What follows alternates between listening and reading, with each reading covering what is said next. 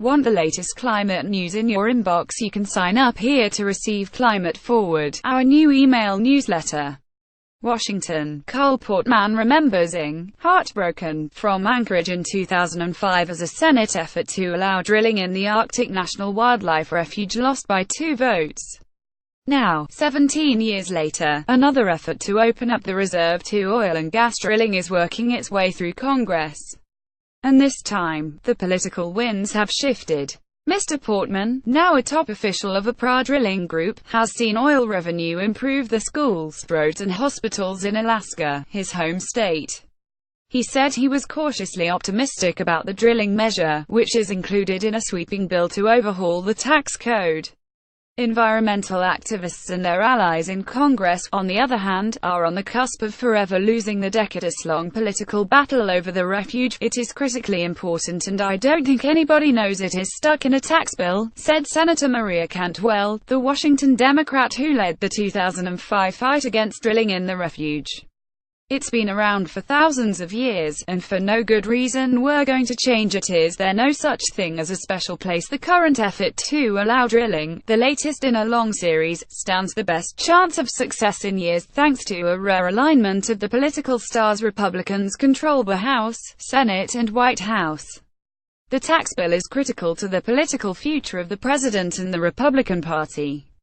And, the linchpin, a key role belongs to Senator Lisa Murkowski, Republican of Alaska, who has worked to allow drilling in the refuge her entire career.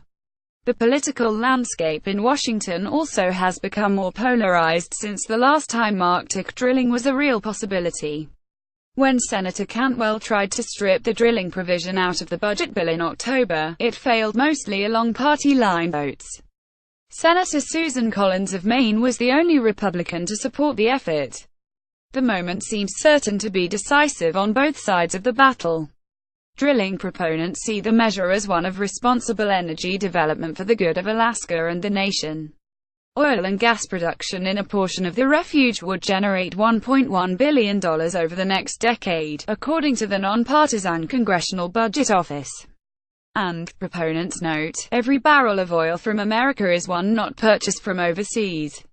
For environmental activists, protecting the refuge is about preserving the fragile beauty of the Arctic wilderness, where caribou herds carve, polar bears den and millions of migratory birds gather, just as the effects of global warming are becoming more pronounced in the far north than almost anywhere else on Earth. At the heart of the debate, the opposing sides agree, is a clash of values. What is more important, the environment or economic development? Is this too sacred a ground to be disturbed by oil and gas drilling? It's a question of what we are willing to accept as a society, said Mark Myers, former director of the United States Geological Survey and a former Alaska Department of Natural Resources commissioner. Mr. Myers said he believed that drilling could be achieved with strong environmental protections.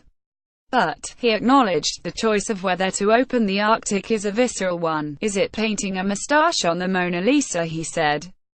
That's the fundamental question Congress has to wrestle with. The origins of the battle over the refuge date back decades. President Dwight D. Eisenhower placed the area under federal protection in 1960.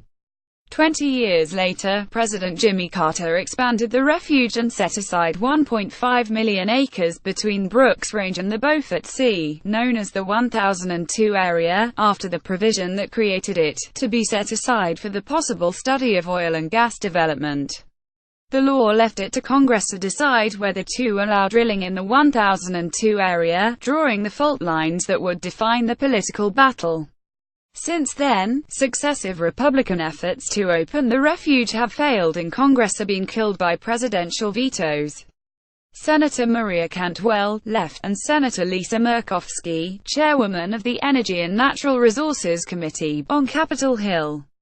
Jose Luis Maganar, Associated Press. The closest drilling advocates came to success was in 2005, but Senator Cantwell, who was a freshman at the time, mounted a filibuster that ultimately stopped a provision in a military spending authorization that would have opened the refuge.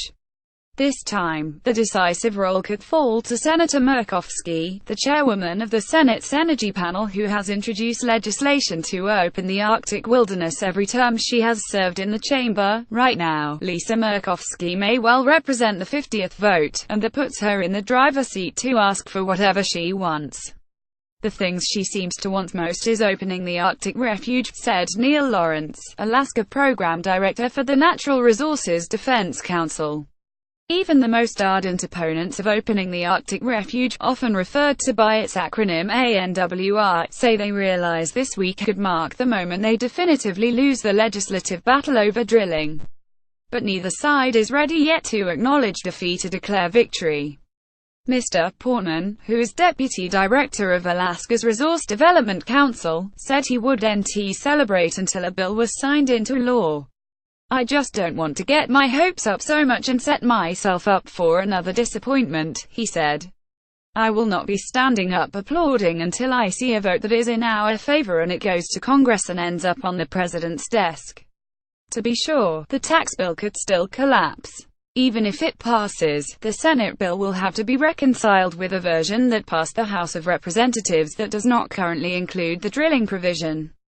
Moderate Republicans, some say, could still sink the effort. "We've seen it before," said Byron L. Dorgan, a Democratic former senator from North Dakota who is now lobbying to block drilling.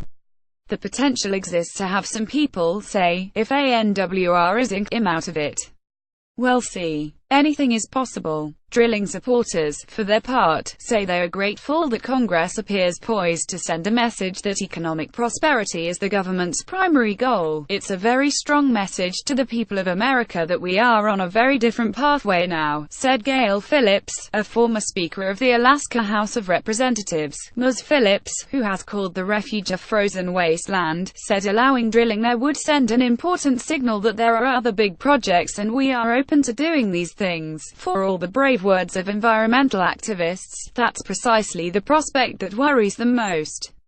If they lose the fight over the Arctic refuge, they say, there's no telling what could be lost next. "This is one of the unique places on the planet," Mr. Dorgan said. "Is everything for sale?" Follow @NightClimate on Twitter.